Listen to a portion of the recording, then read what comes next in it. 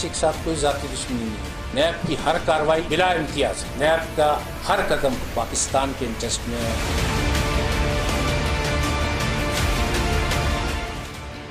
एहतसाब करना जुर्म है तो कौम के मफाद में करते रहेंगे। चेयरमैन नैब भी डट गए, वाज़ेह कर दिया कि नैब शख्स परस्ती से बालातर होकर करप्शन मुकदमात की तफ्तीश और तहकीकात करता है। नैब की किसी के साथ कोई ज़ाती दुश्मनी नहीं है। नैब की सारी एफिलिएशन, नैब की सारी वफादारी, नैब का हर कदम सिर्फ और सिर्फ पाकिस्तान के इंटरेस्ट में है, स्टेट के इंटरेस्ट में है।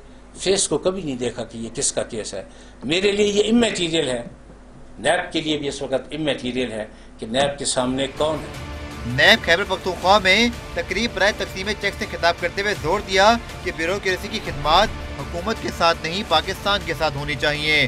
वाज़ेह किया कि नैब को थानेदारी का कोई शौक नहीं है। नैब को कोई शौक नहीं है कि वो थानेदारी करे या बिला वजह तफ्तीश का आगाज करे कि नैब की हर कार्रवाई बिला इम्तियाज है, हर तसब से बाला तर है, किसी किस्म के कोई सियासी अज़ाइम नहीं है। नैब जो कुछ कर रहा है मुल्क के लिए कर रहा है, अवाम के लिए कर रहा है।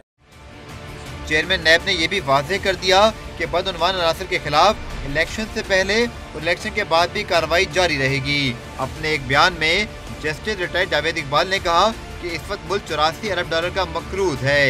ये रकम कहाँ खर्च हुई इसका जानना जरूरी है। उन्होंने मुजारबा, हज और हाउसिंग सोसाइटियों के मुतासिन की लूटी की रकम की वापसी के लिए तमाम तर वसाइल बरोए कार लाने का अज़म का भी अयादा किया।